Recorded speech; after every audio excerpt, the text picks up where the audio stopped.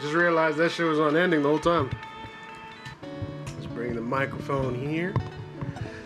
So that way we can capture some of this audio.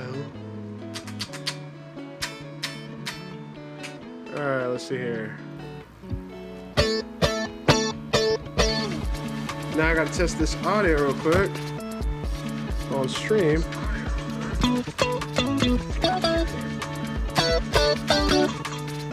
Yeah, yo. Yo.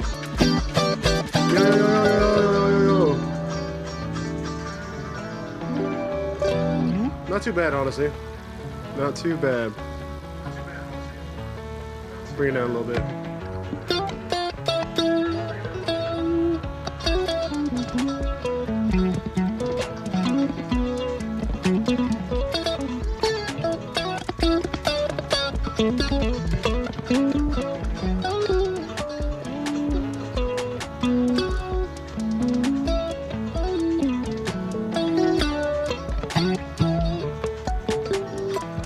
Can't do that song, KG.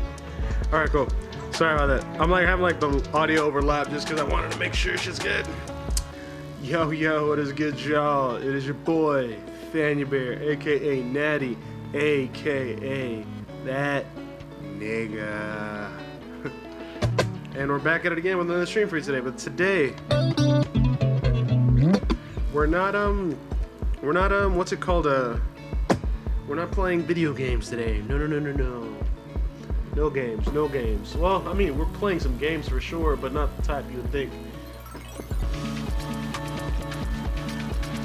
The type that we're gonna be playing today is gonna be guitar.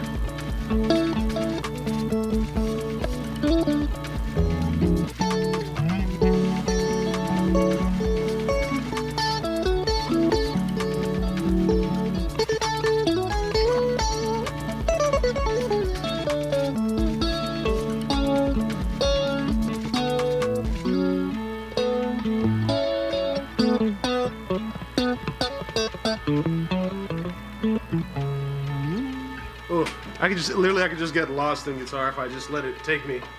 So, in today's stream, I'm going to be practicing on stream, and I'm also going to be learning a song on stream, and we're also going to be jamming on stream. We're going to do the trifecta, if you will, which, for those of you wondering, is just kind of how I approach guitar. My hope is this stream, and then as I kind of continue to do more of this, you know, I'll be recording different creative ideas, samples, whatever the case may be, in this stream as well. So it's really gonna just be a bunch of just random guitar stuff mixed in with music creating stuff.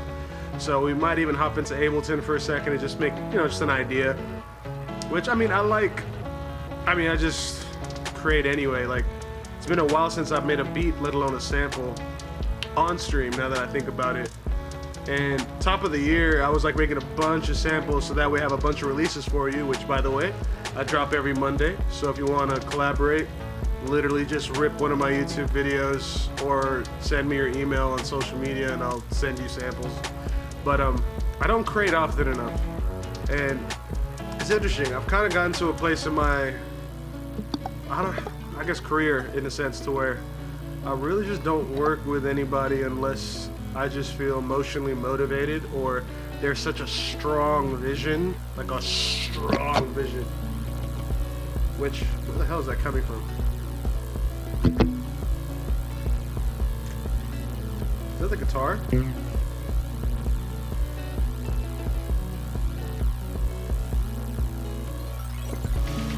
What is it?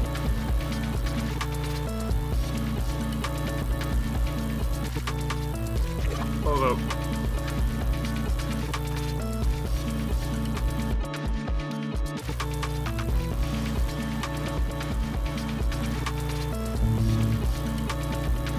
Okay.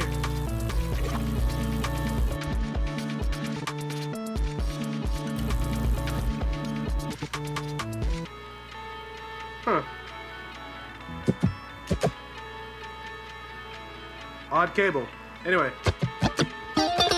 Sorry, that distracted me. I was totally in the middle of a thought, and I was just hearing that buzz, and it was annoying the hell out of me. But yeah, no, I've gotten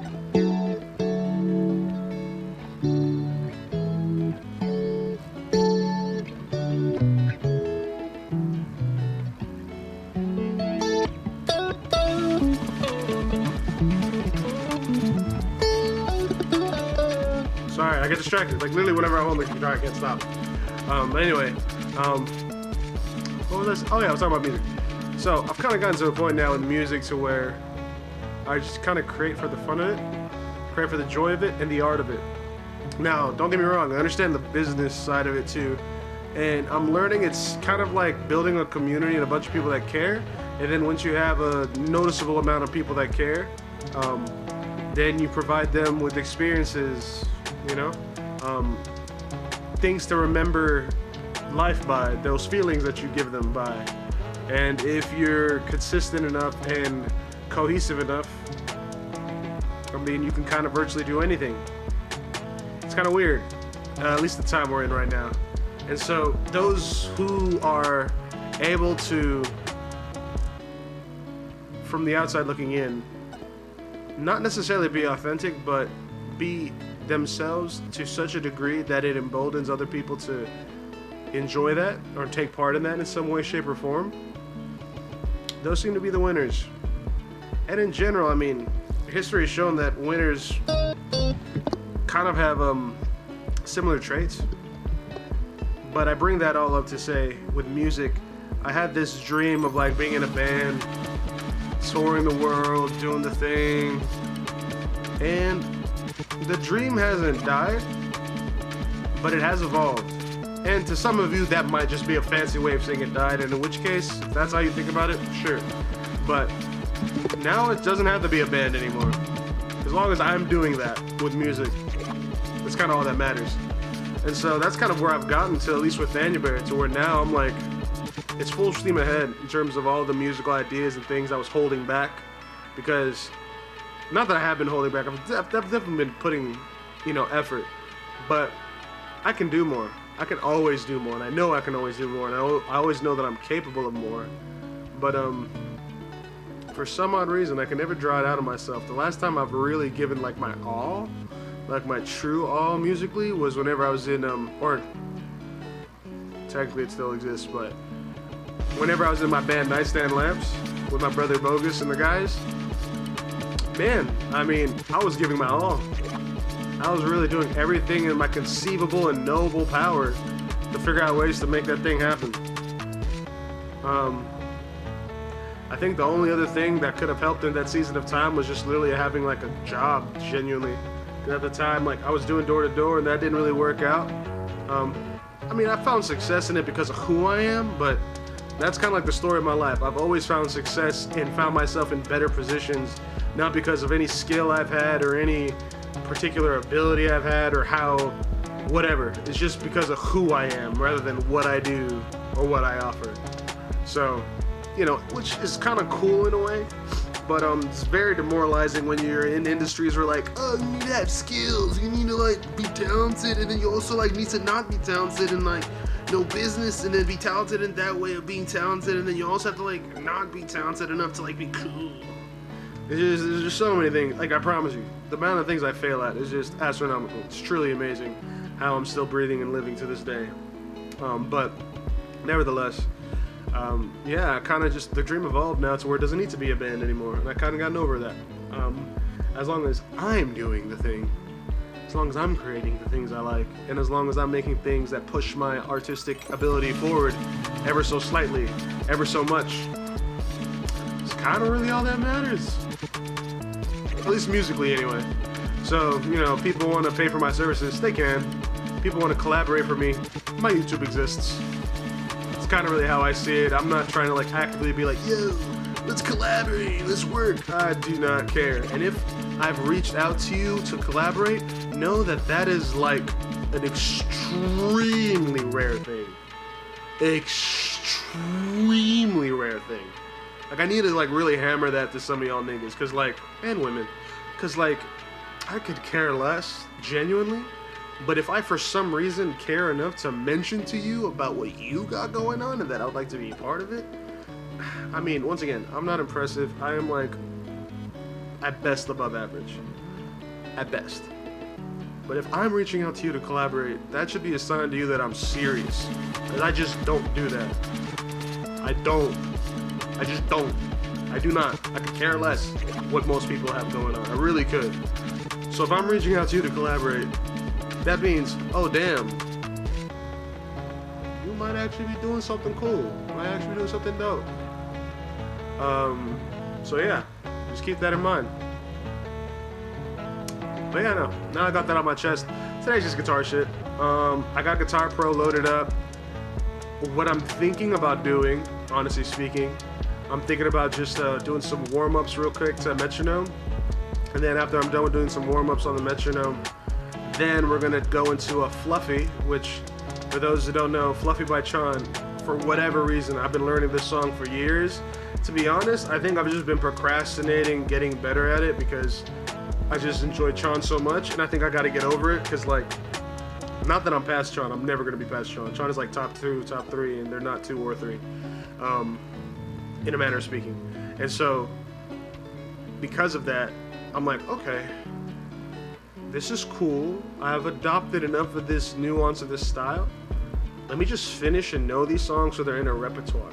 And the reason why, one, I want to have content for like long form content for my YouTube, and outside of like playing video games and reacting to music and giving my thoughts on music, I think I need to get back to making music so I can have like cook-ups, videos on my YouTube.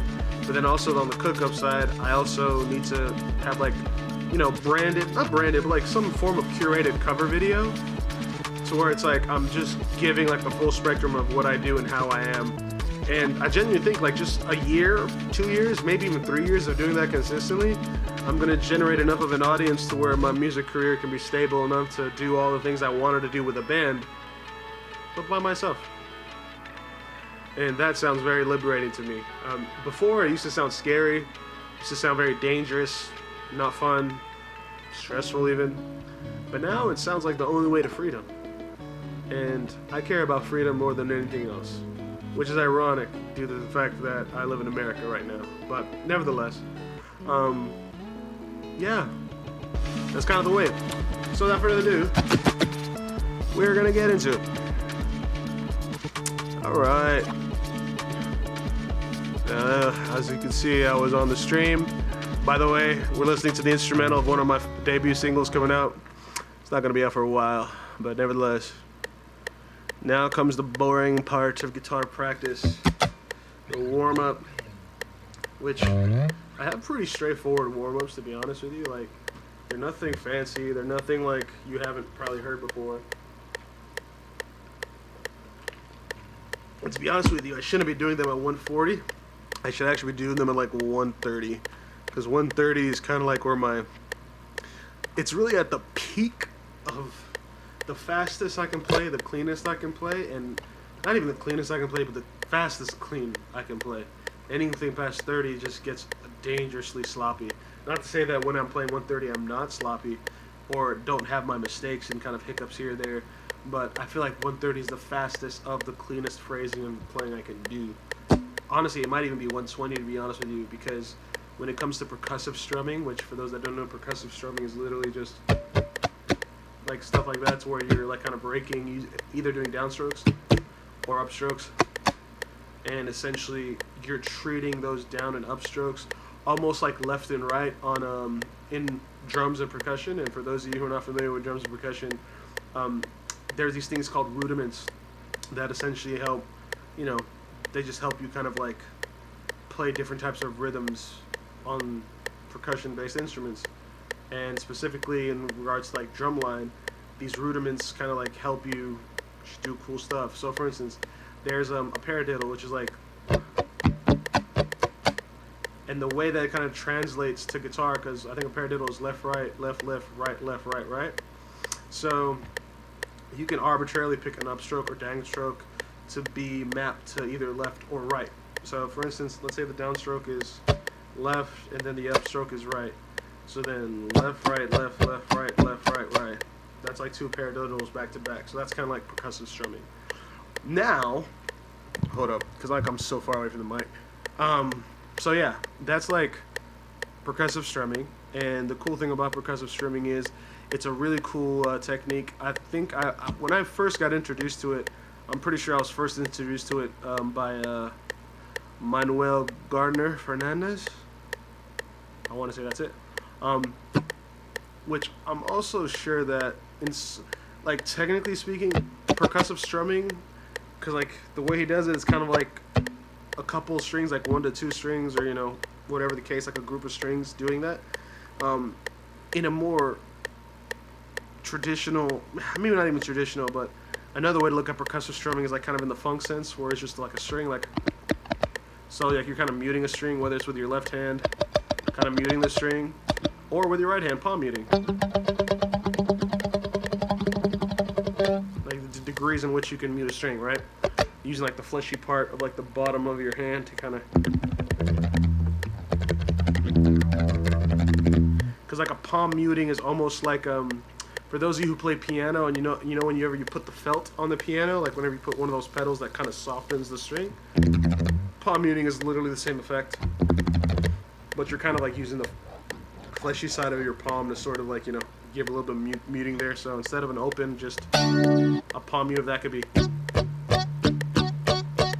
A lot of rock music does it, funk music even, which to the percussing strumming tip, if you instead of just doing like a couple, because these are a couple strings I'm hitting at the same time,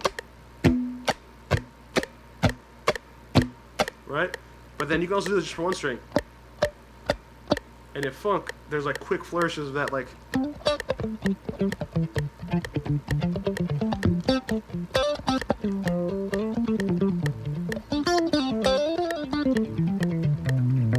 it gets fun. Anyway, so little diatribe on percussive strumming aside, let's get into our warm-ups. So whenever I do my warm-ups, if I have like an hour or two before a show, I do what are called permutations. And if you want to get these exercises, tabs and all that, I will have them on my course that I am working so diligently and fervently to get sent to y'all. Right now, I'm just like organizing the like written text into a PDF that's readable and somewhat aesthetic. Not too aesthetic, but just enough to where you get the material and then it's kind of follows my branding and whatnot. But yeah, one of the main things I talk about in there when it comes to exercise, and you can save yourselves $25 from paying the course just by knowing this one word, and it's called permutations. And all permutations is you give each digit on your left hand a number. So first finger 1, second finger 2, third finger 3, fourth finger 4, your pinky is 4, all those things, right? Ring finger 3, right? And as you give each finger a number, it doesn't always correlate to a fret, which if you're wondering what a fret is, it's these guys on the guitar, the little spaces, or technically it's the silver thing, but the space between each silver thing is also, you can also consider that a fret, just for the sake of conversation. So one of my main permutations that I do when I have a lot of time is I go through groups of 2, then I do groups of 3, and then I do what's called a chromatic exercise, and then, or a chromatic, I do one of my chromatic exercises, and then I have a sweep picking pattern that's based off of the spider series of exercises, which I want to say I've already shown that exercise on one of my reels. Once again, all that kind of stuff I'm going to record professionally and have it all in my course, and then it'll just kind of all be in one place. But in the meantime, I'm just going to make different spotty adjustments to it. So right now you get to see it real time. So yeah, anyway, enough yapping from me. I'm going to warm up.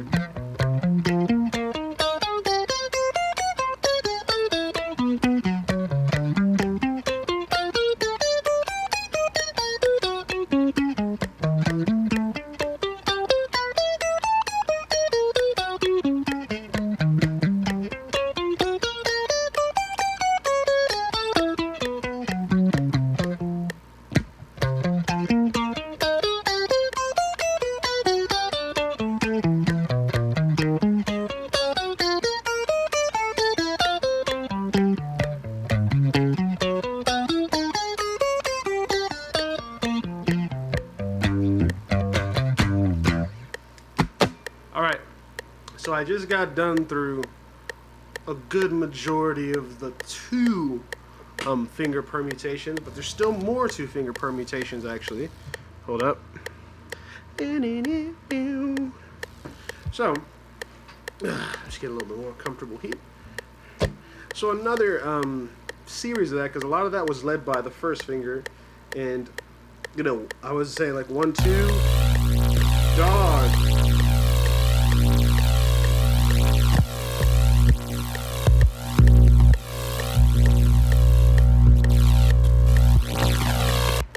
Yeah, it's definitely the cable. Anyway, I was about to say, I hate that. Anyway, so yeah, I was like, we did 1, 2, we did 1, 3, we did 1, 4, and then notice I did two other orientations of 1, 4, but I extended the fret by 1 each time.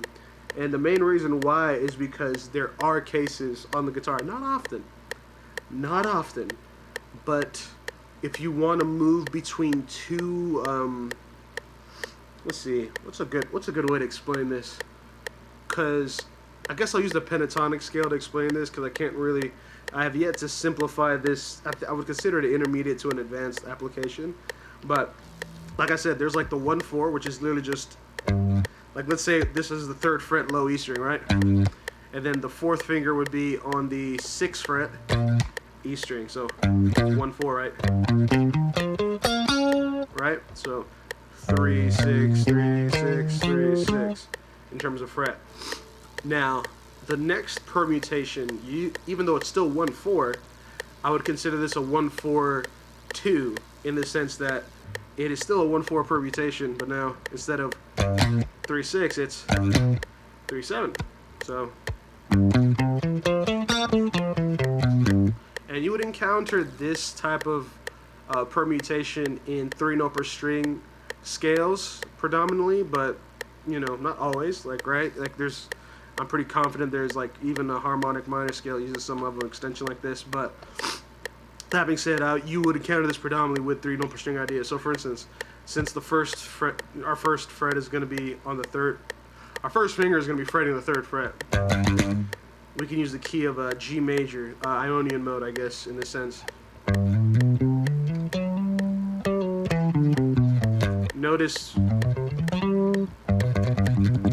you know, that uses that permutation. Then you also saw me do the. That's another permutation, but in this case, and I'm pretty confident there's other use cases, but in major 7 arpeggios and like extended arpeggios, as well as 3-note per string pentatonic sweeps and arpeggios, you would actually use that other 4, which I would consider this like the 1, 4, 3 permutation, in that it's still a 1 and 4, but instead of 3 and 7, it's 3 and 8. Now, you're like, okay, when would I use that? Like I said, an easy one I show an example for is the 3-note per string pentatonic shapes, which I typically start them on the A string. I don't start them on the low E, but you could.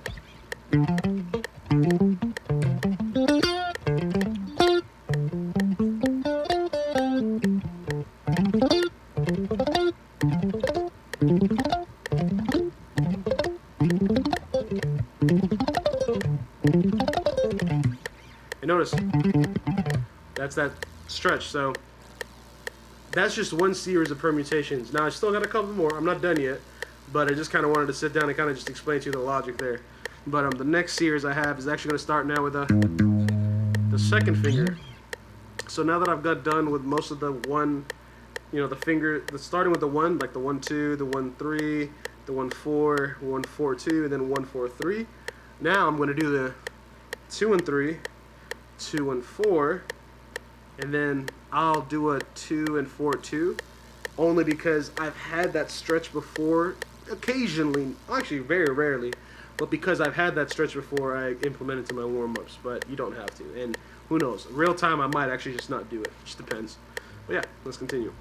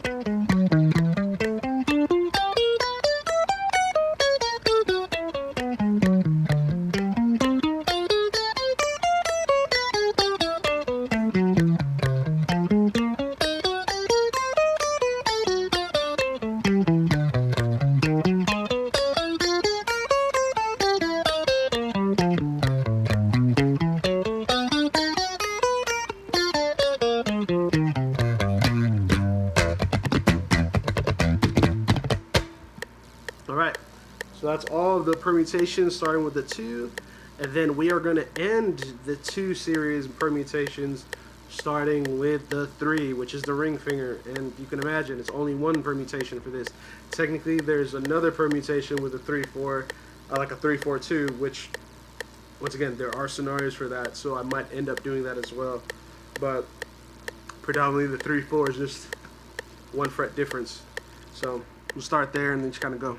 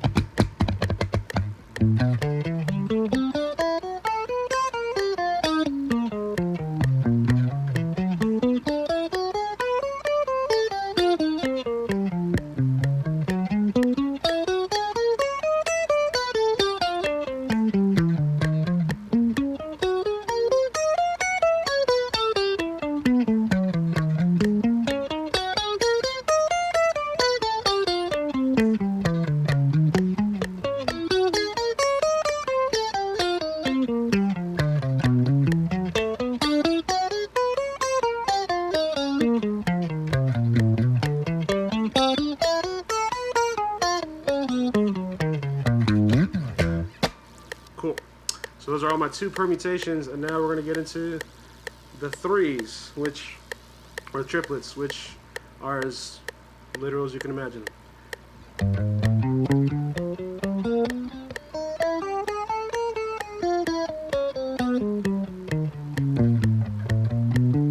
Actually, I'm doing it wrong. It should be triplets. Triplet, triplet, triplet.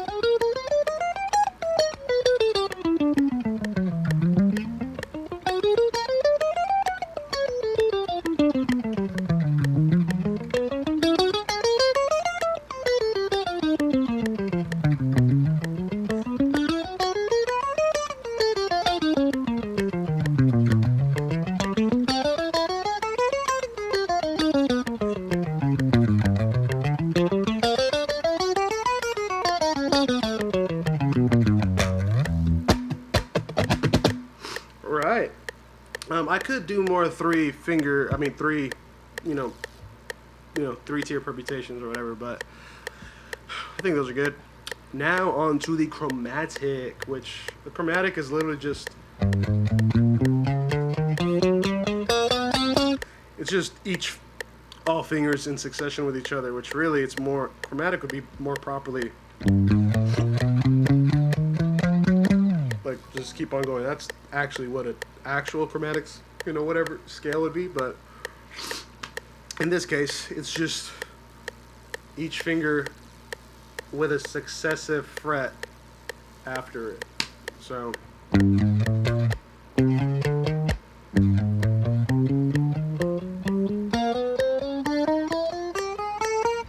and what I also do to spice that up a little bit is I do 4 strings per sequence. So what that looks like is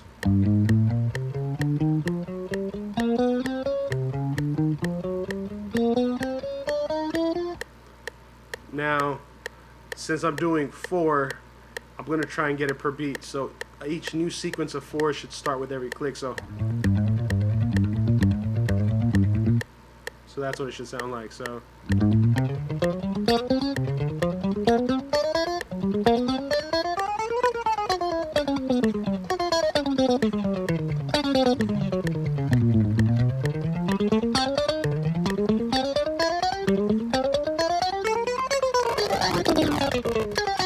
I love that.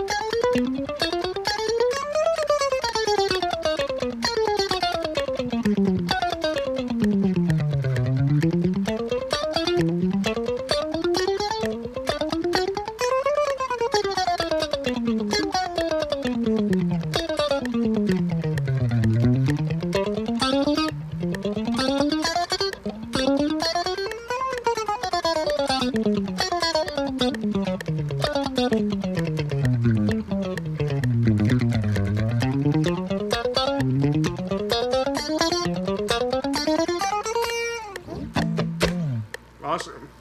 And then the last thing I would do in my personal warm-out routine, especially because, once again, I got all the time to do it, would be what I would consider, it's like a sweep pick exercise, but it's also kind of a take on the spider, which is sort of this.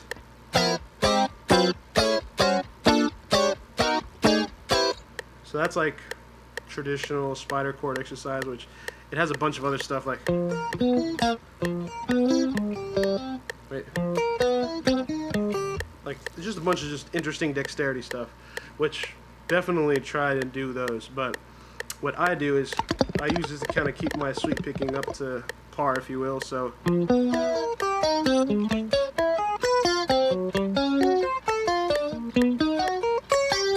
So just so you can kind of, might have to back up a little bit just so you can kind of see this more. But so just my right hand is just doing.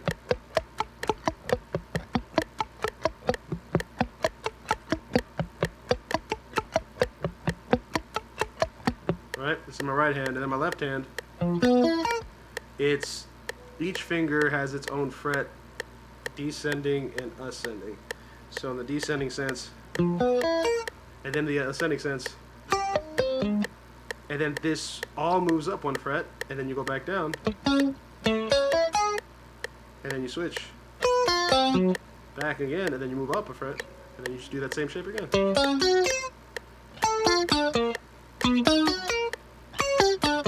And you cascade that way all the way down to the 12th fret. So, without further ado, we're going to do flurries of 4 in each beat, or subdivisions of 4 within each beat, which is another way of saying 16th notes per quarter note, right? So 4 16th notes per quarter note. So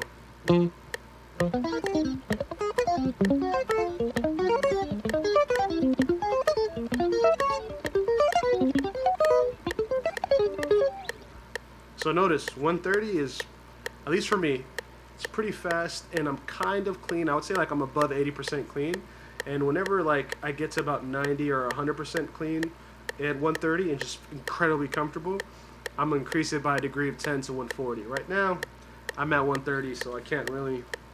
I mean, sure, I can try 140, and I might be able to do it for like a second, but for me, at least in my experience with a guitar and just being with other guitars that are better than me, you want to have full tonal and technical control, which I guess tone and technique have some overlap, but you want to be able to kind of hear the note clearly, evenly, as well as have control over the technique at the highest speed you can, but still having total control and tonal kind of intention, I guess.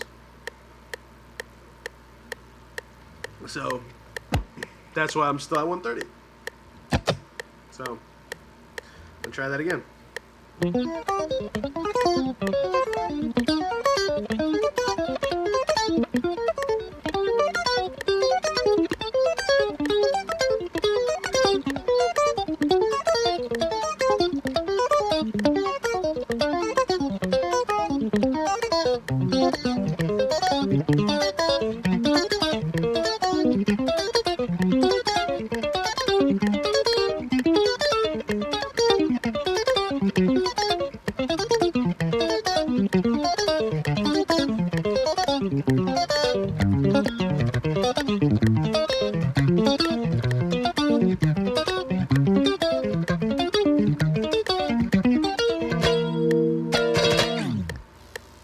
So yeah, now we're warmed up.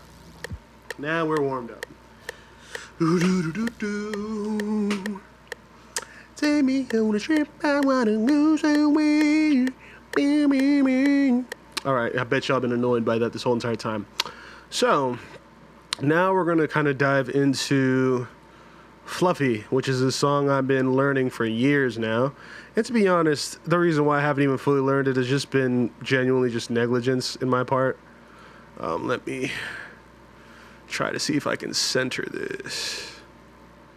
Okay, that's about as center as it gets. Cool. Alrighty.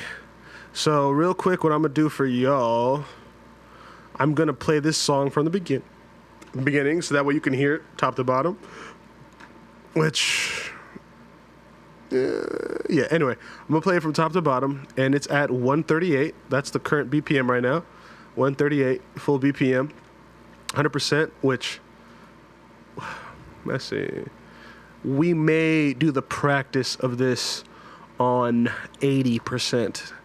Even though I'm pretty confident I can do it at 100%, just because we're going to treat this stream as a practice stream, I'm going to do it at 80% whenever we get to it. But without further ado, this is the song we're going to be working on right now. And the current lead sheet we're looking at is for one of the other guitarists, Mario, which the band, Chon, at least the guitarist for the band, is comprised of Mario Camarena and Eric Hansel. Yeah, Eric Hansel. And right now we're looking at Mario's part. However, the part that I'm going to make a cover video for is actually going to be Eric's part. But to be honest with you, I'm going to do Mario's part in one video, Eric's part in another video, and then I'm going to have a video where I splice both videos together and in total. So just know this because I love this song so much that that's what I want to do with it as far as long-form content is concerned. So we're going to learn both parts. So we're going to play through the Mario part from top to bottom, and we won't have to worry about playing Eric's part because you're going to hear Eric's part. And there's a section in this song where there's distorted guitars. Not the best tone, but you guys get the gist, all right? But without further ado, Fluffy by Chon.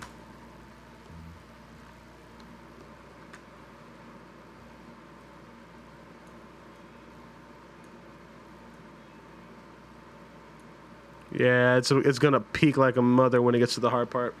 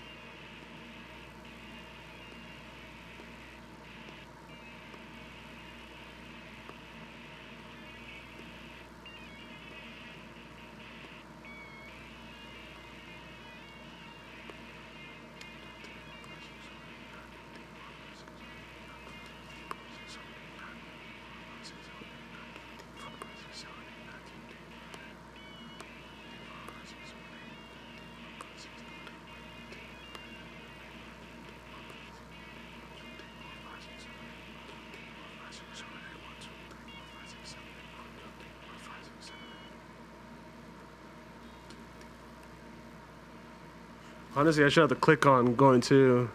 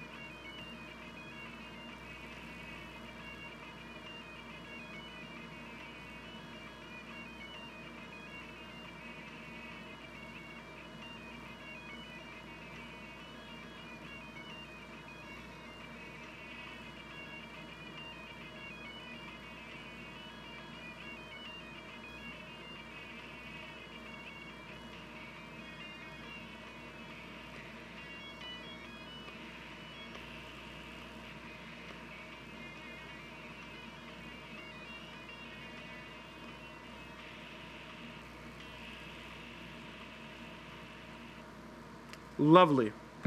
So right now we're gonna just take a crack at this first page. Honestly, these really just these first couple bars right here.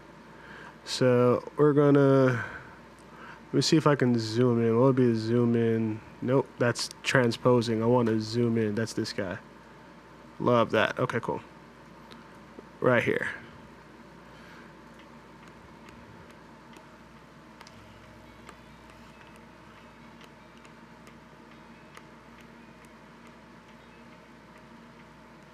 Cool.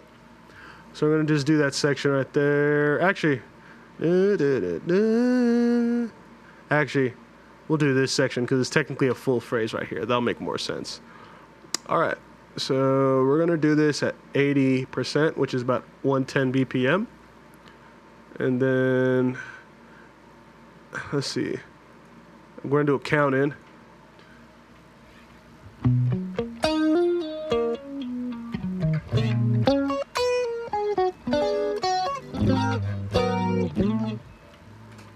Let's see that chord right there. So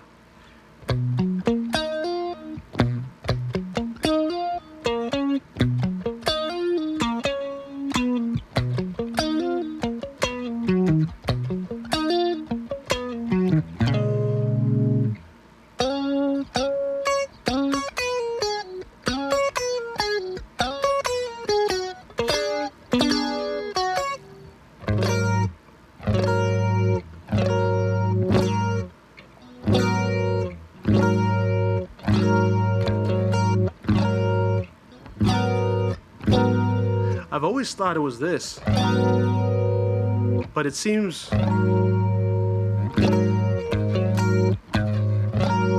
which is a lot easier.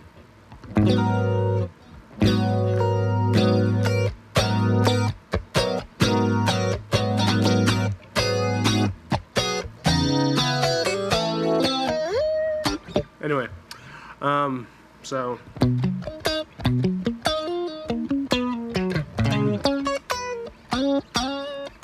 I gotta slide into that 6 because that little notation here, weep a weep, that's a sliding into the 6.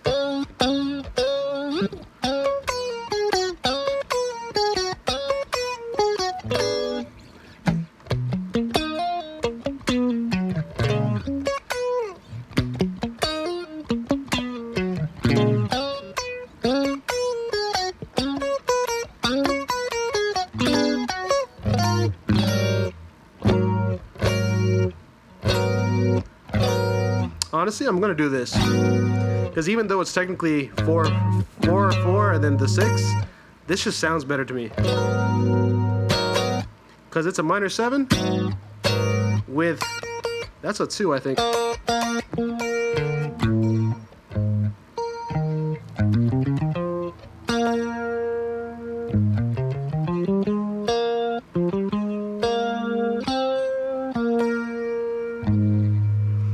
So if it's a 2 plus 7 plus 7, so 2 plus 7 is 9, and then 9 plus 7 is 16.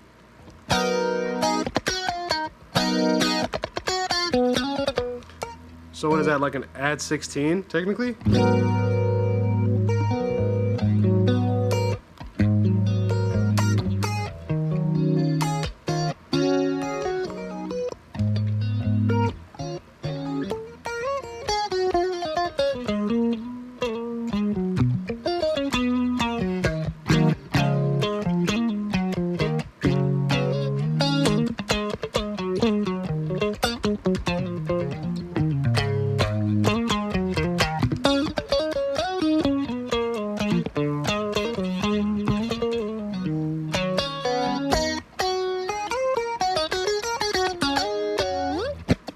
Anyway, back to it.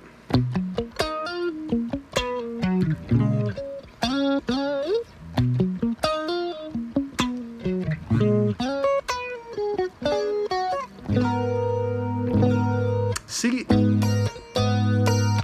instead of doing the 4 and 4, doing the 4 on the, instead of the 4 on the D string, the 4 on the G string feels better than the 4 on the D string. But we're gonna challenge ourselves to do that.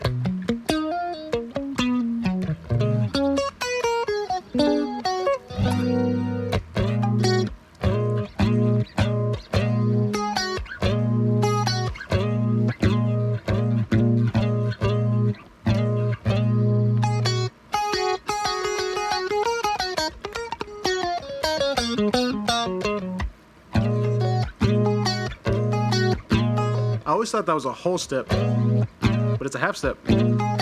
Which I guess, what key are we in? We're in the key of...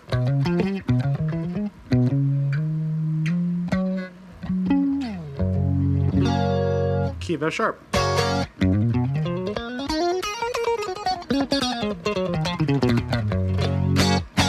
Which key of F sharp is like all black keys, I want to say.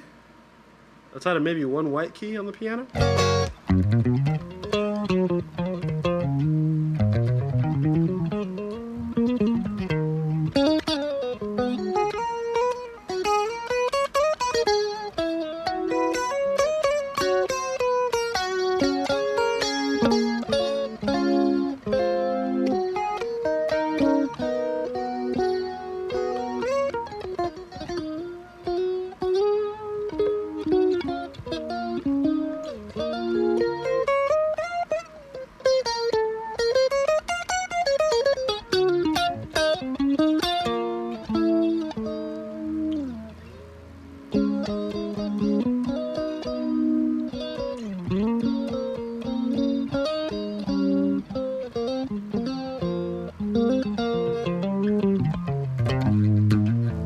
Okay, focus.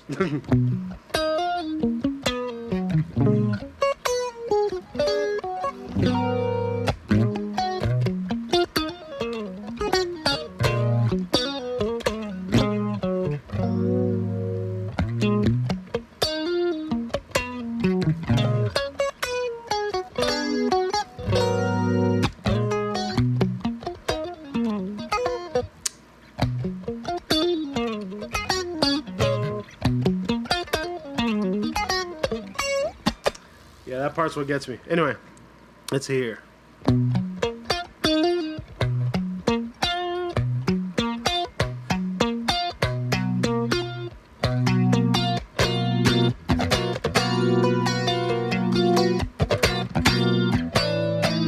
Anyway. So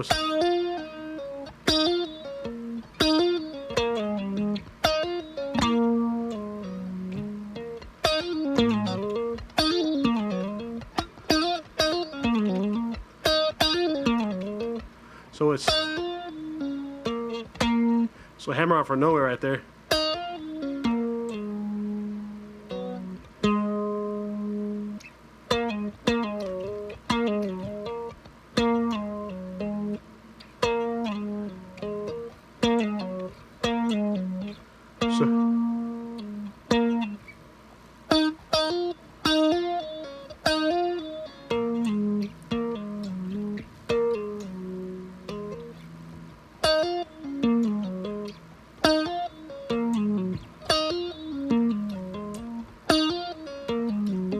Okay, so it's hammer on, pull off, hammer on from nowhere, pull off, slide, hammer on, hammer on.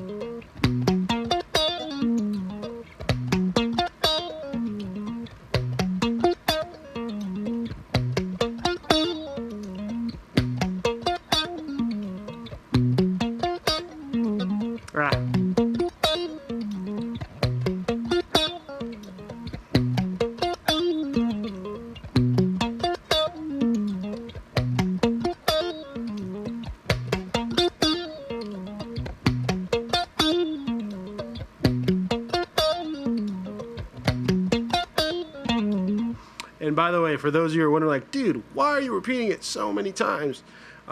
It's not something I particularly teach, per se. But what I've learned over the years, especially with more technically I won't say technically challenging songs, but definitely the ones that kind of ask for more from me, whenever you know you have a problem area, just tackle it. Just tackle the problem area. And a way of looking at it is tackle the problem area, the actual problem area itself, and then the sequence leading into it, then the sequence leading out of it, and then from there, the phrase that is contained within. And that is how you can have a full-on mastery of a section of a song that would otherwise be complex and very difficult to do. And it's typically different per guitarist. Like, I remember whenever I was teaching kids over in the Salvation Army, which shout out to Salvation Army Yettown in Arlington. Some of the most cherished memories of my life, but also some of the most stressful memories of my life as well. At least with regards to the parents. Very rarely was it ever the kids. And even if it was the kids, it was a very fun challenge because kids are very interesting in that when they're in that, like, what is this? Like 7 to like 10-year-old like phase, there's this level of identity that I don't even know if it's identity, but it's like they try to test how they can impose their will. Because when they're 10 years old and above, like kind of going into like the high school and like, you know, the higher number grades, if you will, it's not so much that they're testing your authority, but rather they're testing to see if you're someone they can trust. Is usually what those age ranges tend to deal with. Because if you're someone they can trust, your life is the best life ever dealing with kids that are like between like 10 years old and like that senior high school kind of age range, which is like 18, I guess, right? So 10 to 18 is amazing. Like, that is some of the best kids you'll ever teach, and honestly just have in your life and give you context for things. Because yes, they're in the rebellious phase, sure. Yes, they're, you know, figuring out their own thing and going through hormones and are varying levels of horny, which is totally annoying to deal with. Very annoying to deal with, actually. But as long as you show them that you care and that you are present for them and that you are an authority figure, but on top of being an authority figure, you're someone they can trust, man, those are the best kids, by far. And now, granted, it's very hard to do that because a lot of teachers that deal with those age ranges try to leverage authority too much. They try to throw the hammer down, if you will, or they try to be too friendly with the students, disregarding all forms of authority and boundaries. And I mean, dude, it doesn't pan out well at all. And don't get me wrong, it's not like they aren't without their own problems, and when they get emotional, they will test you. They will really push you to your limits. But when they do that, it's genuinely because of hurt they feel or some level of trauma that you can't inherently deal with in the environment of being a teacher and in the classroom. So you have to, you know, there are times where you do have to, you know, lean on authority in a manner of speaking.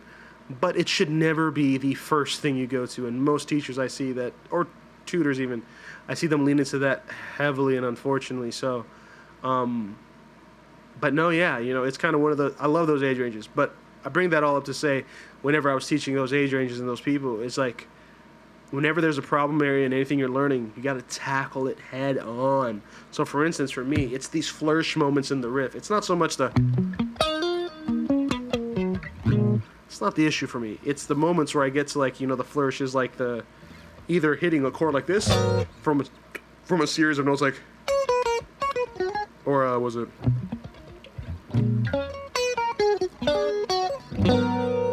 That's a problem area for me. So it's like in my head I have to think, hey, we got a big chord coming up, be ready for the movement. But then also too, when I get to the part after that, now that sounds a lot cleaner. But you know, sometimes my brain farts, you kind of you know, right there, if you will, right?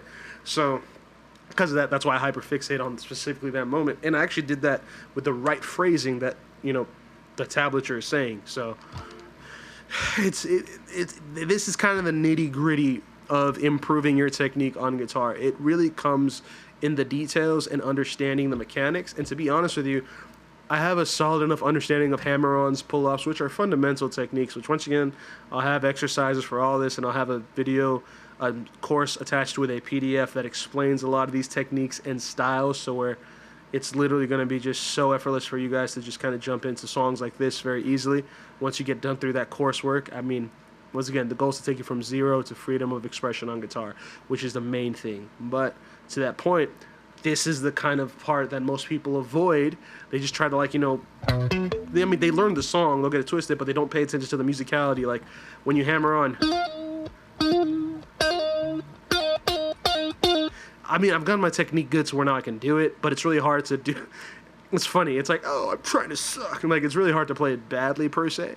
But the goal is to really be fundamentally sound. Like, for instance, hammer-ons and pull-offs are a fundamental part of legato technique on guitar. So this is actually a really cool exercise if you really want to develop your legato technique on guitar and you don't want to remember like 10 to 20 different permutations or anything like that for dexterity's sake. The easiest way, easiest way. I'm telling you this. I have 100% certainty in this. Well, maybe 99% just for the sake of, you know, mathematical, just probability and chaos theory and shit like that. But, like, the easiest way you can build your legato technique is through none other than trills. Yep, trills. Now, what are trills? It's kind of simple and straightforward. It's literally a successive sequence of hammer-ons and pull-offs back to back. So, for instance, like if we were to use the permutation of like the 1-3, that's a trill. And what I would recommend doing is, 15 seconds. See how long you can go before you start feeling the burning in your fingers. And before you even get into trills, if you don't know how to hold a guitar properly, if you don't know how to fret a guitar properly, if you don't know what the proper right hand technique, I mean, you're already shooting yourself in the foot, which I am developing a free digital product that will give you the paradigm of things to think of guitar in such a way to where it's so easy to just like, just break it down easily. And if anything, I'll probably make it more so a content series, so that way all of y'all can just go on my, TikTok, YouTube Shorts, or even my Instagram, and you'll be able to see that content series, and it'll make a lot of sense. But simply speaking, trills are what's going to get you there with your hammer-on pull-off technique. And so I'm able to do songs like this relatively effortlessly because when it's saying, oh, this section's a hammer-on pull-off here, and you're doing this, sequence of notes, I've done my permutations in almost every iteration of permutation to where I'm comfortable with the freaking... Because notice, we just did a warm-up with this permutation. And notice this riff has that sequence. And that is a big part of why I teach guitar the way I teach guitar, because there's so many things you'll encounter in the ether of music, because music is expression at the end of the day, and there's infinite amount of people and infinite ways for things to be expressed and different perspectives to be had. So although we're dealing with the same 12 notes in virtually all genres and styles of music, that doesn't necessarily mean they're all going to be expressed the same way, because we're dealing with time. And there's time variability. Even in this song, there's 4/4 time signature here, but there are certain sections, and this is why I love Chon a lot, it's where there'll be a 5/4 measure or two, and it goes back to 4/4, and then it'll go to freaking 9/8 out of nowhere. You know what I mean? It's just, once again, the beauty of Chon. I love Chon for it. But at the same point, it's like, there are these vastly more complex ways and truly mathematical ways of exploring music, which for those of you who are like, I hate math is so hard, I get it. For some of you it's genuinely difficult, and don't get me wrong, not everybody's of that mind of thought, but I think that is an excuse.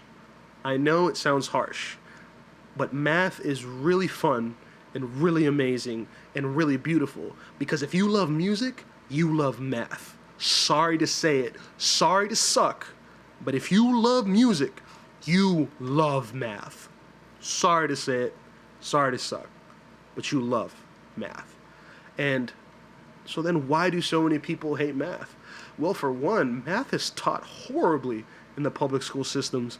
Like, unless you really are blessed with a truly passionate math teacher, especially a math teacher who is a musician, I fear that it's just one of those things that just... you will never truly understand the freedom and beauty of life because of that. And it sucks, which I feel is why we're in this state of the country that we're in the U.S., because so many teachers and I don't even think it's the teachers. I think it's more so the system. But the system is ran by people, and certain of those people are teachers and educators. So, manner of speaking, certain teachers have really failed the generations coming after them. And so, luckily, we also live in a digital information age, which is kind of bringing us back into this older state of trades being more valuable than actual infrastructures and skills and degrees, because we're realizing and losing trust in these institutions. Henceforth, it's not so much the institutions that are going to matter anymore, but the actual skills for survival and, yeah, just for survival, truly. So, in that sense, math is still incredibly important, and it's just ever necessary. And in music, it's crucial because it's how we're able to, in the words of the great Basquiat, with art, we paint space, but with music, we paint time. And it's beautiful because within time, how we try to understand it, this ethereal thing that is very difficult to grasp and just ever out of our reach, music allows us to color it in such a way to where we can encapsulate a moment in time through music. And so, time signatures and all that kind of stuff, very important, very valuable, very valuable. And also, too, fun fact, I'm working on a manga series based off that same premise, which I hope that me saying that out loud doesn't give someone else the idea who's way better than me to steal it and do it. And if you do steal it and do it, please do it justice. But I am working on something like that, a really fun story. But in order to do that, I have to get better at drawing, which that's another thing too. I used to be one of those guys, because let's say you do love math, right? And you learn to enjoy math. You usually have one of two camps within math. You either love algebra and hate geometry, or you love geometry and hate algebra. I was in the love algebra, hate geometry group of people. And, it's its own thing. Like, that's whatever.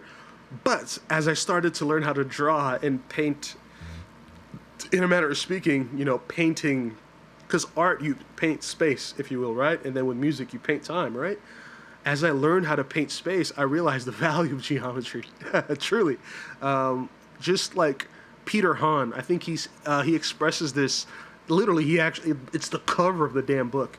On the cover of his book, The Dynamic Bible, he literally gives you the blueprints of all forms, literally on the cover of his book. So literally, if you don't even buy the book, if you just look up the book cover, you literally have all the information you really need. Obviously, he goes into, the book is it's a unique book. It's a different take on what you think a book is. Highly recommend you get it if you're interested in drawing, even if it's not a skill you want to have, but just you want to be more like hobbyistic about it and learn something new. But why I like that is because as I got more into drawing, like the technical aspects of it, it really made me love geometry more, because I realized geometry is kind of like at the center of space and the things we dictate space within. For instance, you have the circle or the sphere, you have the cube, you have the cone, and then you have the triangular prism. And then from there, any other parallelogram that is increased by the amount of sides it has. So, you got like the dodecahedron, like it can really get vast and pretty intense. And don't start to add time and like fifth dimension, like imposing angles upon themselves, which we can't really even fathom them. We can mathematically explain them and create diagrams to sort of get the thought across, but very complex things to really fathom. So, bring up all that to say, music is very mathematical. And because of that, there is a way of approaching it in such a way to where you can truly, truly, like, express so many things. So, going back even to my further point, because I got on a crazy tangent there, but breaking down phrases and sections and really understanding your fundamentals is crucial in music in order to enter complex compositions such as this. And this is so musical. When you hear it, it's so beautiful and it feels simple, but it's actually pretty complex, as far as at least the techniques being applied. So that's why practicing your permutations and working on your fundamental techniques is super crucial, because in having those things, you actually have the freedom to do anything you want to do. So it's in the rigor, it's in the intent, it's in the intentional suffering and diligence of just being disciplined and understanding these fundamental things that actually provides you with the freedom to do anything. Seems counterintuitive, but it's really a microcosm for a majority of life. And if you can understand this, teachers or no teachers, you have a pretty good future ahead of yourself. Still a difficult path because nothing worth doing is particularly easy, but you'll have a framework of thought to really solve a lot of problems that you'd otherwise come across. Anyway, I'm yapping to get away from what I gotta do. We literally still haven't gone past the first 8 bars. Now, to be fair, I know a majority of the song by heart, but we're on stream here, and I gotta lock in because I still want to learn this well. So, that being said, let's see if we can play along.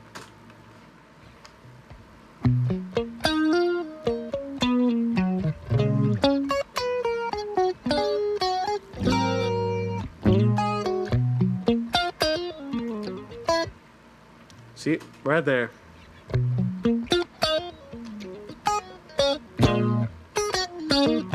So that part. Those are all pull-offs. So hit. And I'm also kind of sweep picking that too, just for economy of motion. Which, Davey, shut up if you're watching this. I know you're about to say some stupid joke about how I say economy of motion all the time. Anyway.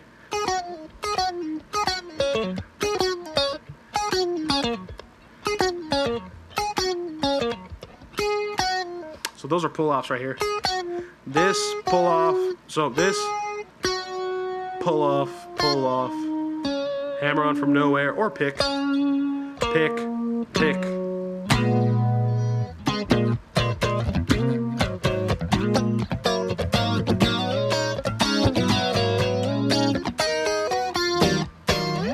Anyway, okay.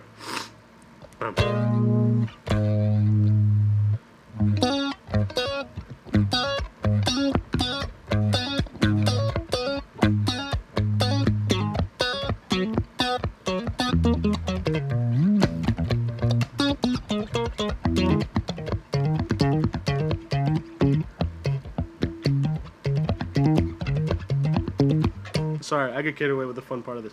All right, so.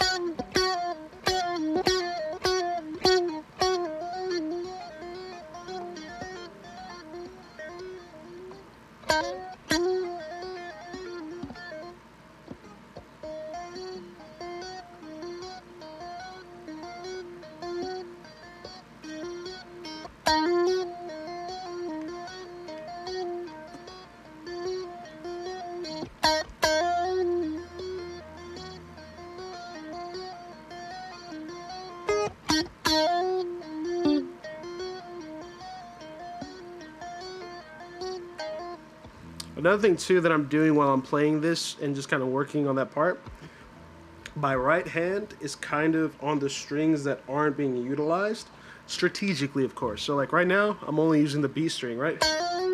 So I kind of don't need the D string to be heard, or the G string, the D string, the A string, and the E string.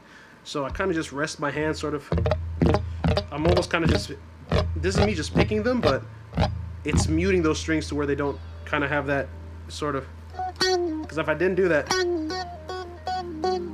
notice because of the pressure I'm putting on, if I don't have my hand there, you kind of just hear this like, not ringing, but you can kind of hear from the pressure of me hammering on just the ring of just strings. So just having your right hand there,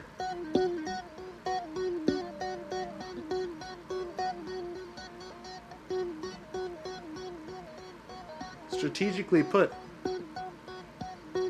it's a little bit cleaner. So that's another thing too.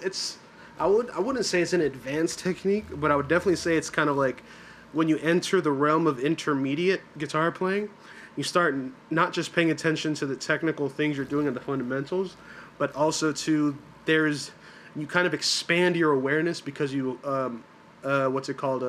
you've acquired your fundamentals. So like your beginner phase is literally just learning the ropes and understanding the language of the guitar, which is, your frets, your strings, even the notes, I would argue, are part of the beginner aspect of guitar playing, even though a lot of intermediate players don't know that. So they tend to have to kind of backtrack whenever they're trying to scale into being more advanced guitar players. But yeah, a lot of that stuff, just that fundamental knowledge, just getting familiar with the world that is the guitar, that's a lot of beginner stuff, believe it or not.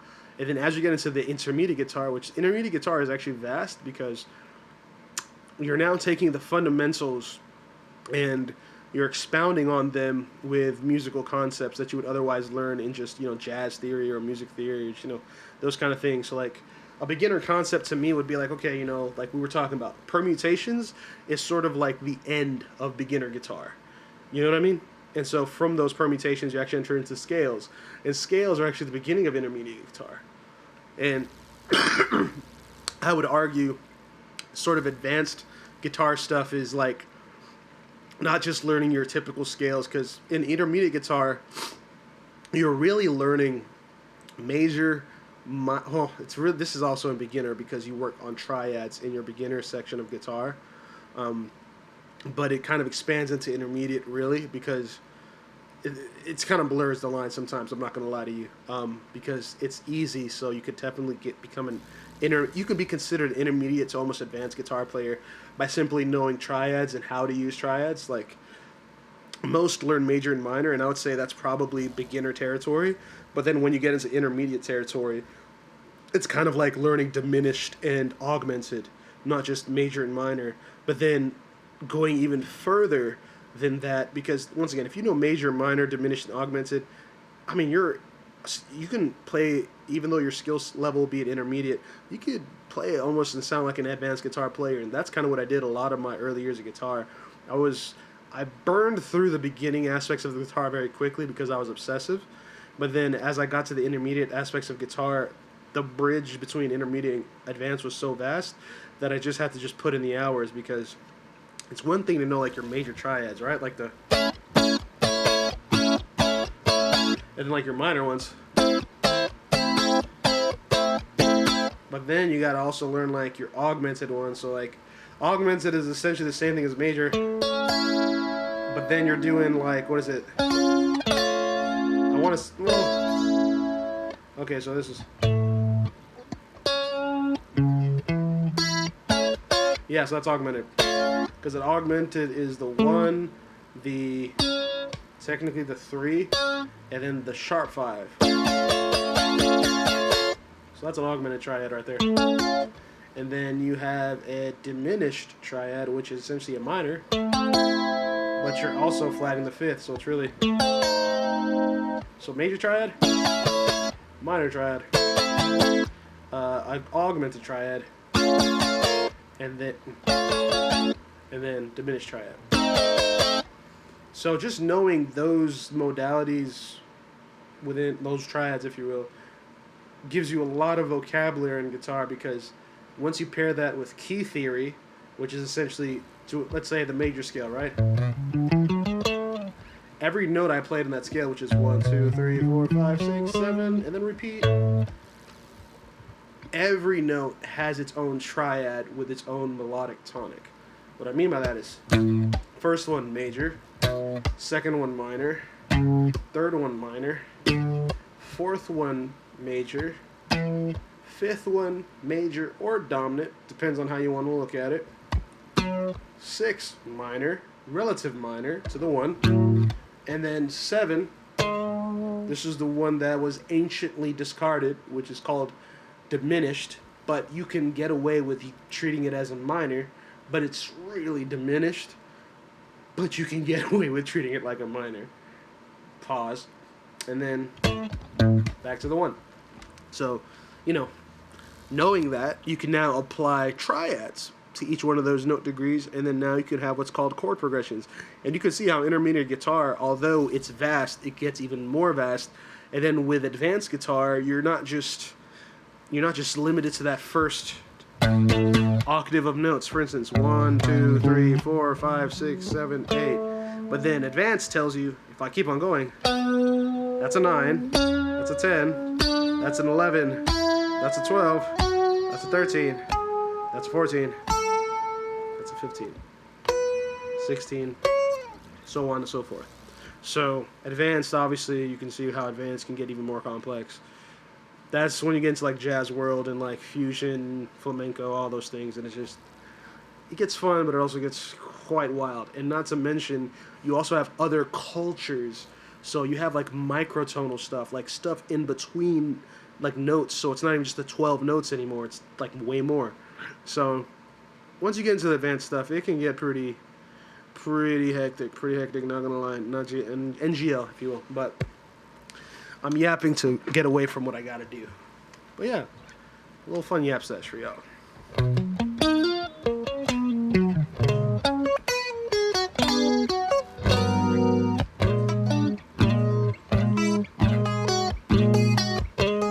Probably gonna hybrid pick that.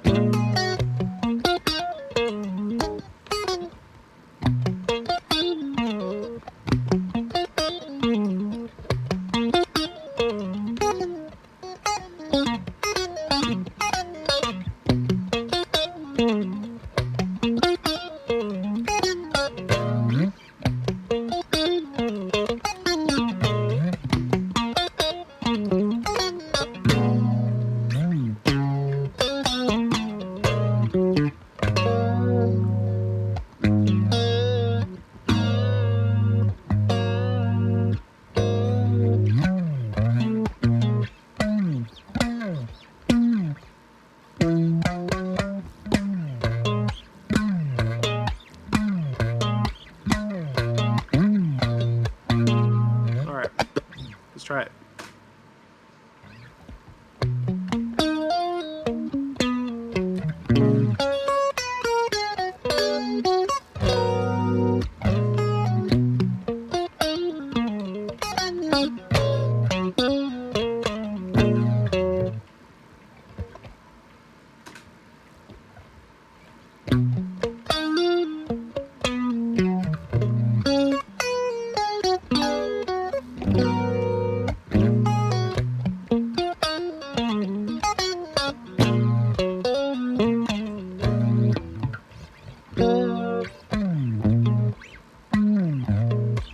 Try it again.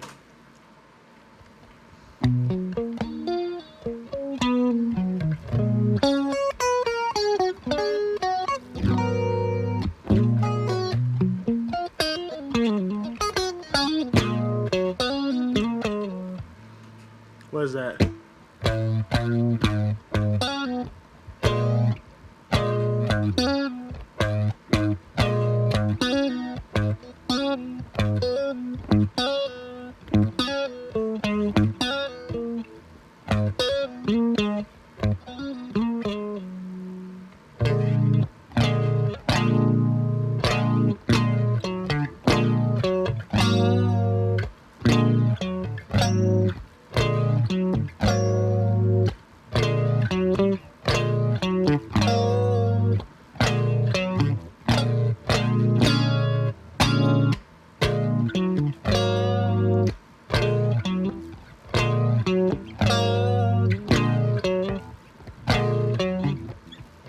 It's so easy. Why am I messing it up?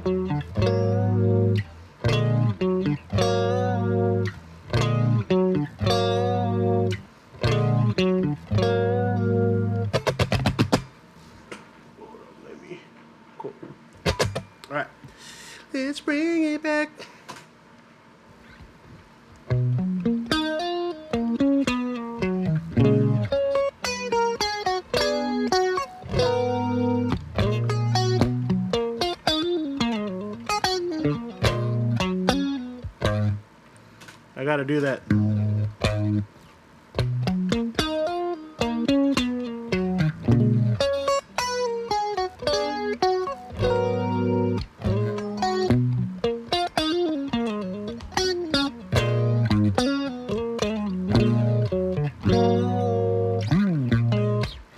Okay, almost there, almost there.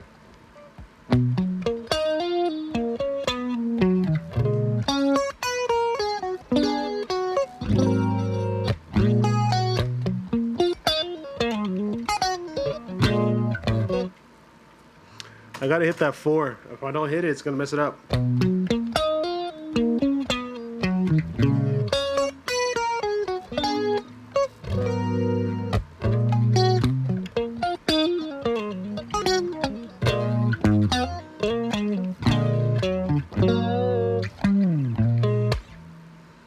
Two, three, and go.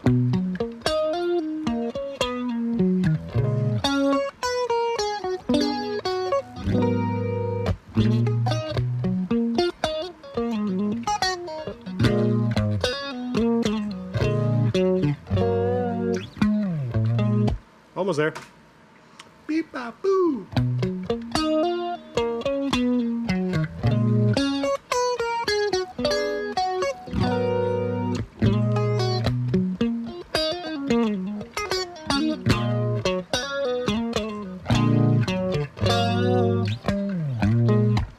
One more time. One more time. Umas.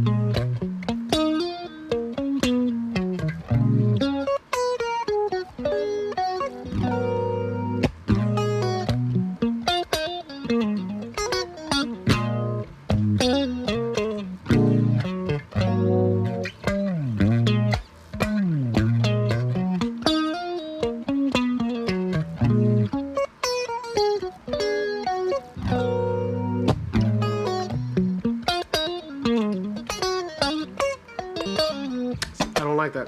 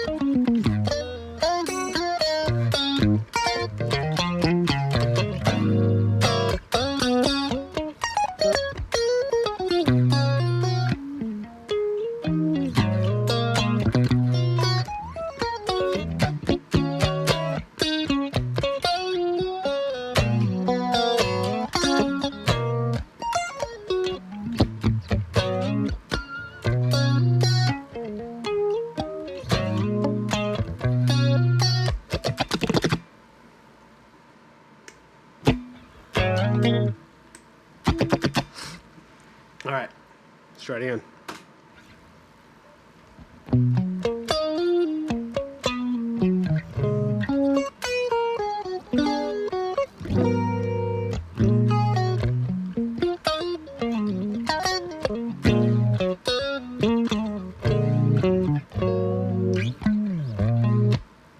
Awesome. We're gonna take the training wheels off and just go. See when we mess up and just keep on going.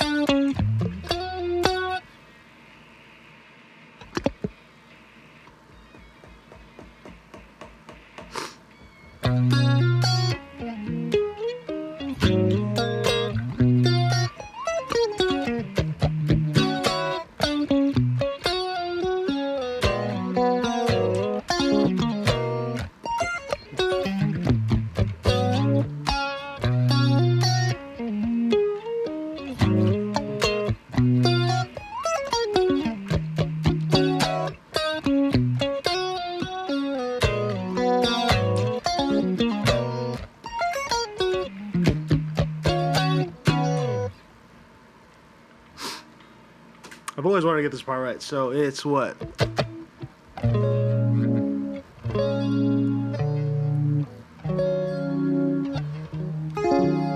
So it's...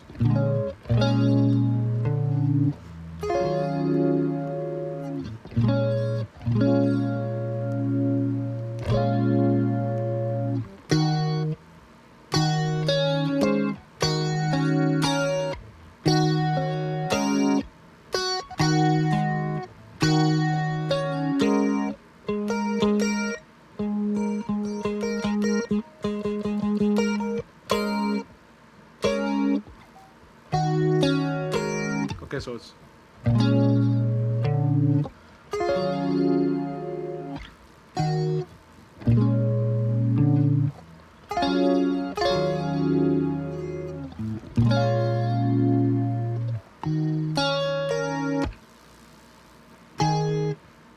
What is it?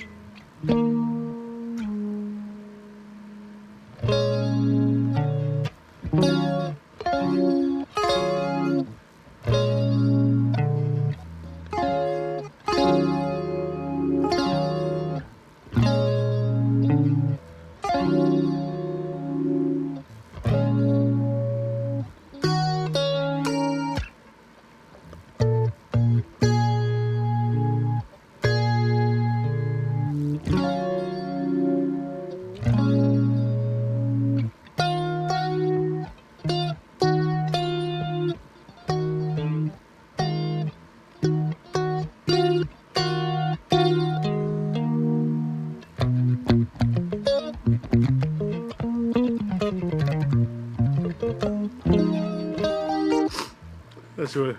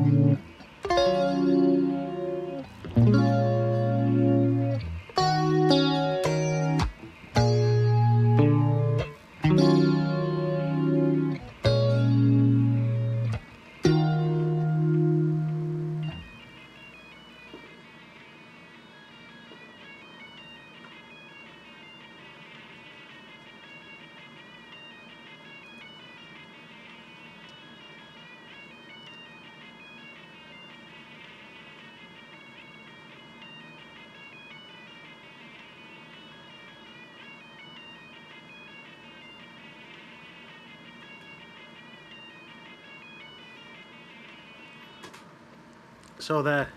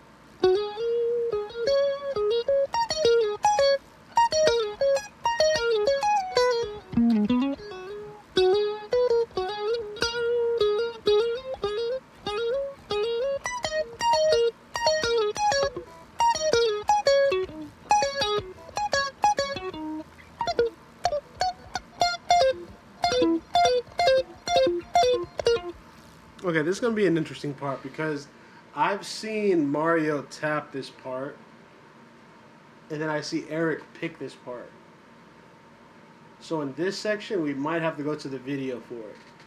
So up until now, I mean, I'm not too bad at it. It's just...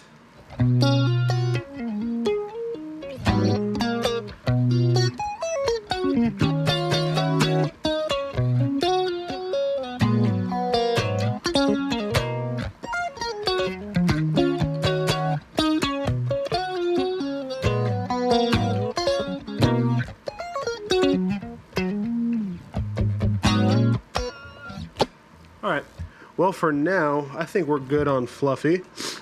I'm not too mad at it though, we made some decent progress. Don't save the changes. Okay, so we're gonna mute that, and honestly, we're gonna make a quick sample before we close out this stream. So, I'm just gonna kind of have fun with this. We'll start off with the guitar and just see what happens. So we're doing at 130. Let's do like 138 just to stay true to the Fluffy tempo. And we'll just kind of vibe out to whatever happens.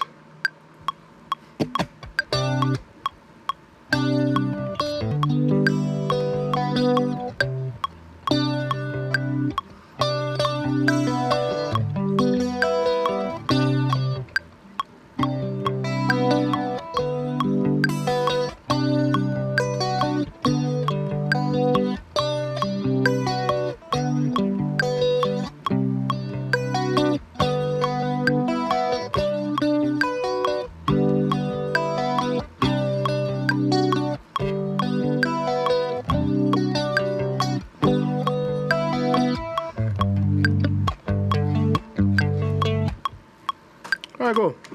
That's something fun. Whoop.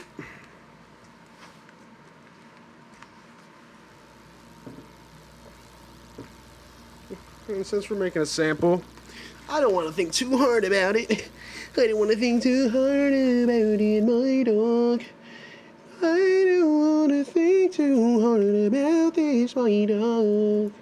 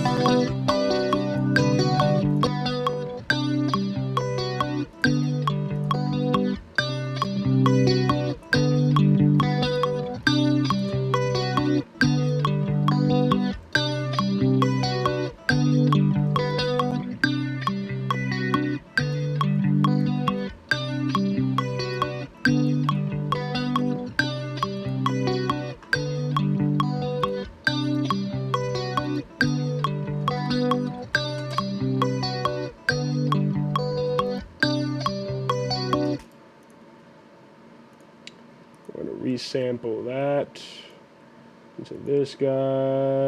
We're going to do post effects.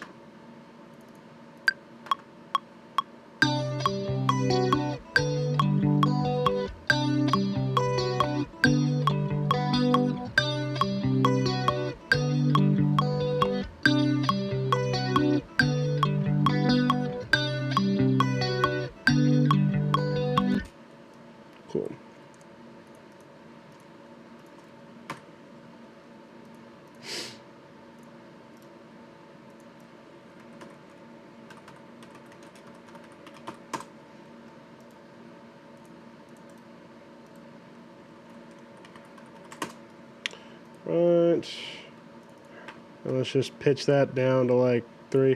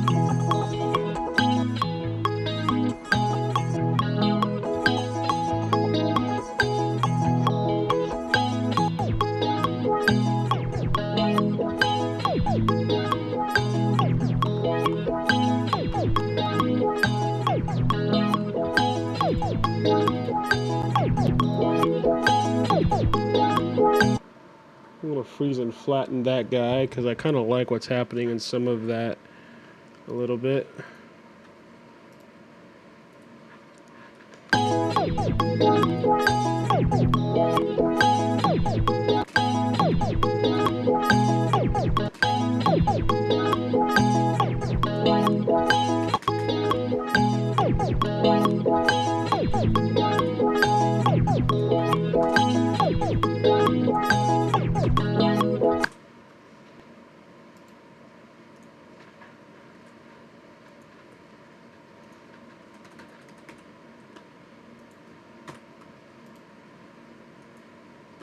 Okay.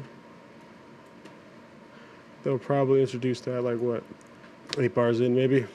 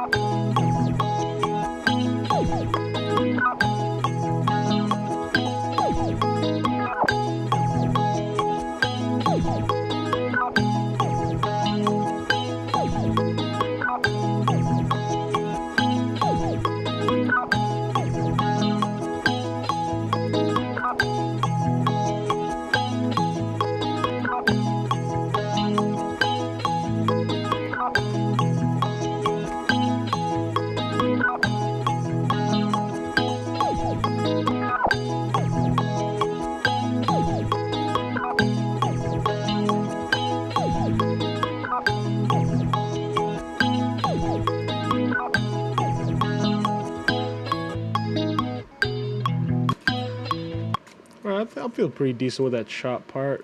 Brother, we don't need to establish a Zoom, like quit Zoom, bro. Like, no need for that. Anyway. Freeze that, flatten that.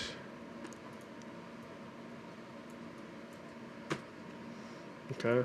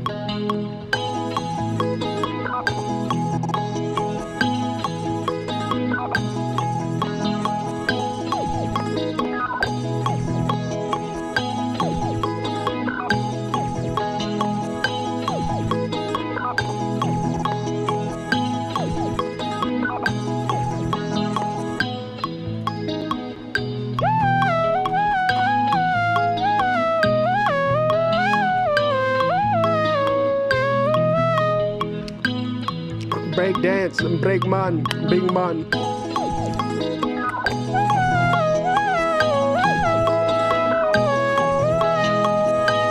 Alright.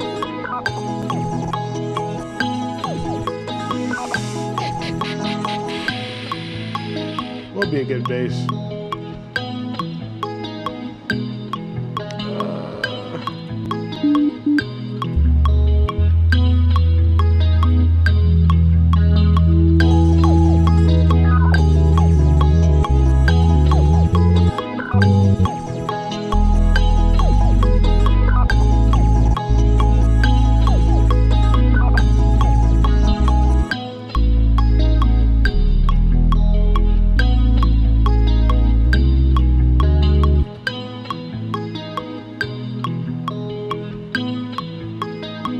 Bro, what's happening here?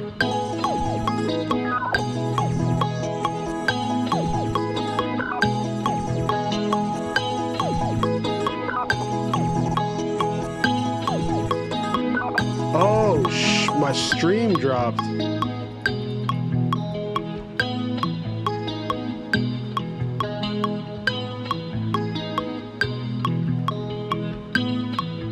That's kind of wild, actually. Okay.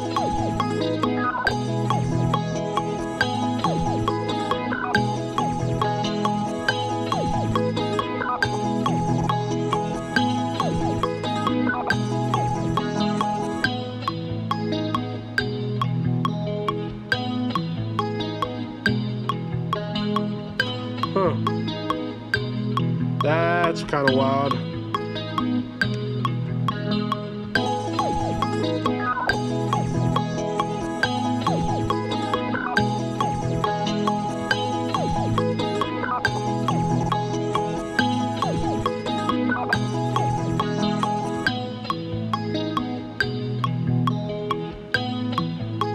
That's kind of wild. My internet just connected. Huh.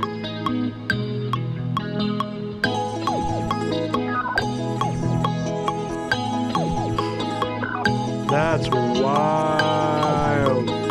Wow. Okay. Well, I mean, luckily we're still recording it, but damn, that's kind of crazy.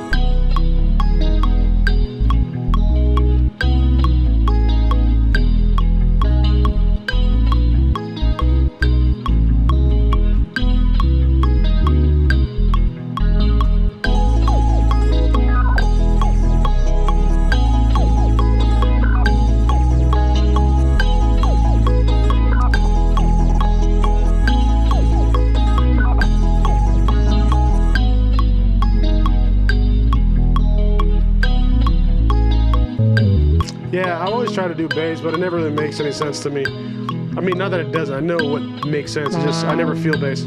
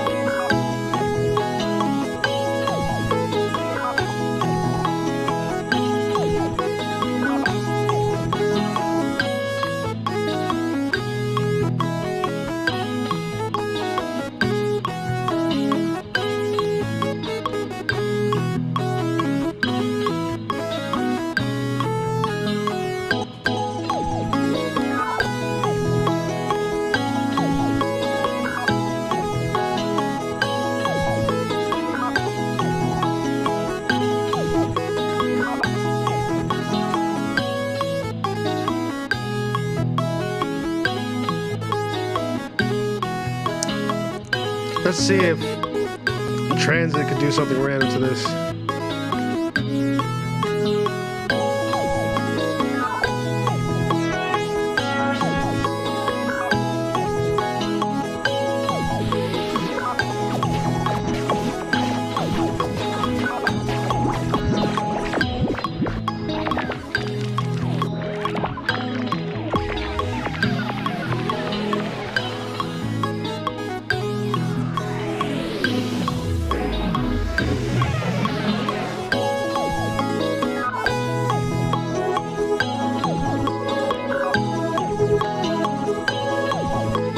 I like that sound. It's kind of wild.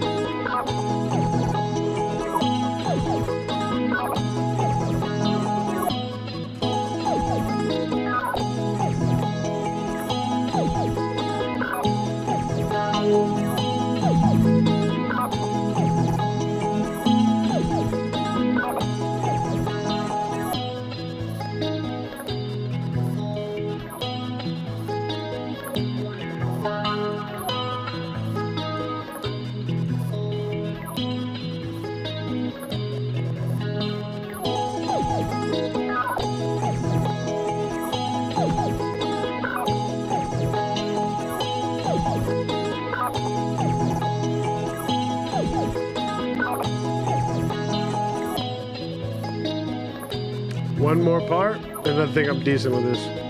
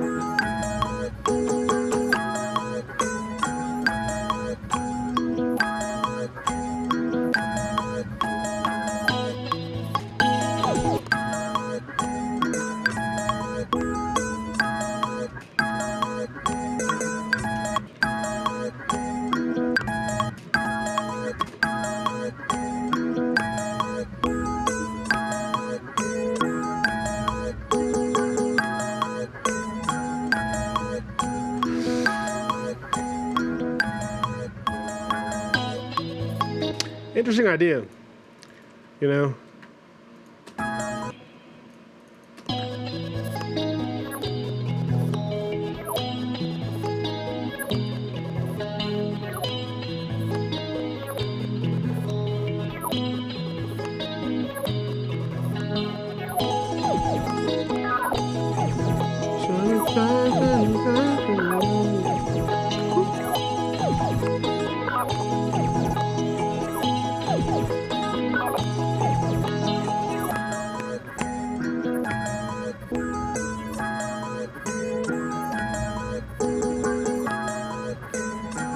Okay.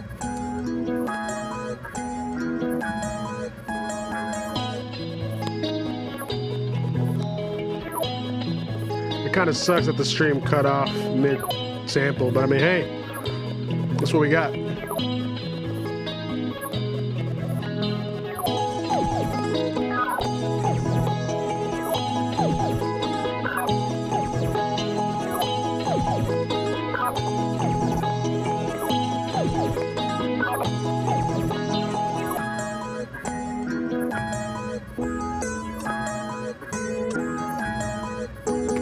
Ooh, excuse me.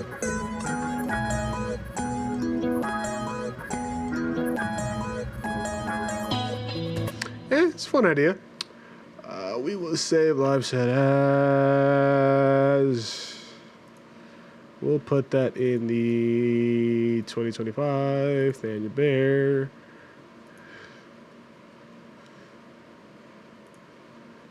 I don't even know.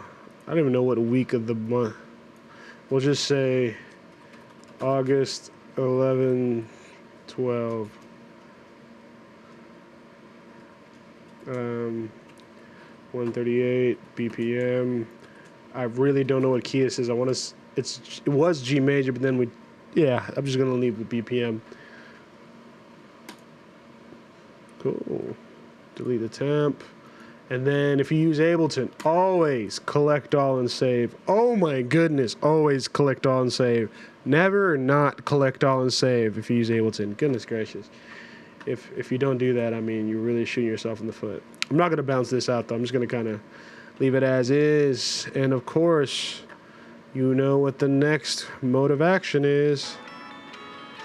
You know what that means. Yes, sir.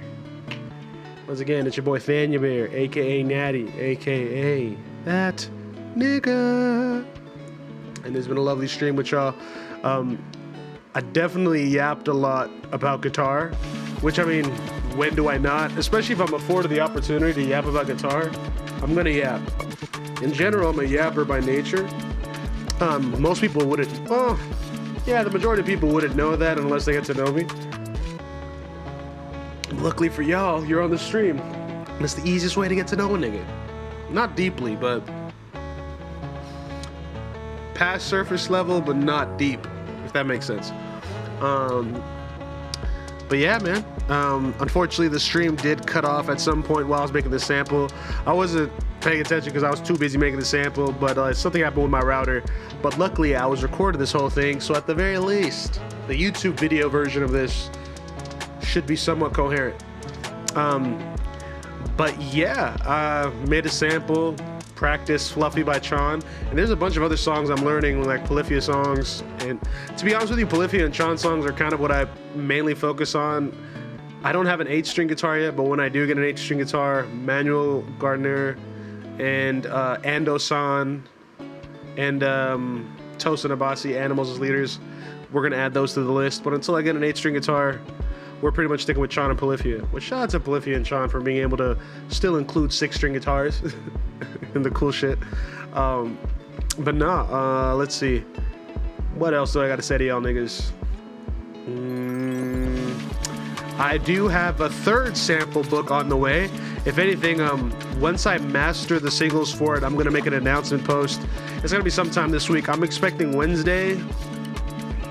Yeah, probably Wednesday. But yeah, just be on the lookout for that. I'm trying to think. Yeah, just be on the lookout for that. Because in the meantime, I'm just going to be clipping up, gaming streams and whatnot. Because once again, gaming is just so easy for me, so fun. It's kind of like a second muscle. But it's not all we do. And of course, I also want to do art stuff as well, but that's going to take some time because even though I'm 3 years in, it's really going to be like another 10 years. Really, for me, 10 years, but probably as far as like public facing, maybe another 2. Because like even right now, like I'm like below average right now in my ability of art. But a little bit more work and then I'm going to get to above average, like a year, and then I'll get above average. In like another 2 years, 3 years, and I'm going to be in that range where it's like I might be able to get work in the industry. But it's going to be a journey, and I'm not trying to rush it either, which is why we're focusing on just, building an audience, showing more niggas like you watching right now how to play guitar, how to express yourself, how it's not too complicated. It's just more of creating a paradigm and a process around your creativity, and then constantly doing that and improving upon each aspect of it to the point where you start to make something that you're proud of and that you want to share. There's a variety of ways to go about that, and no worries. Of course, your boy's going to be making a course on that as well, and definitely planning on selling them. But I'm working out this Discord community situation, not for ThaniaBear though. It's going to be for Greenhouse Media Group, which is the community I'm trying to build in general, just around what we do and how I go about it. Now, granted, I've thrown back and forth whether I should have my own ThaniaBear specific community and then have the Greenhouse community as its own thing. I go back and forth with it, but right now what I'm thinking is the Greenhouse community should be anyone who's trying to grow.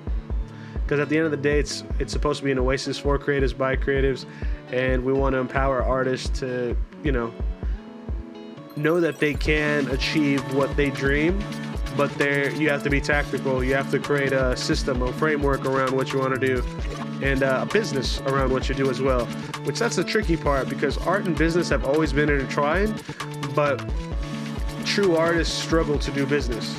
This is what it is.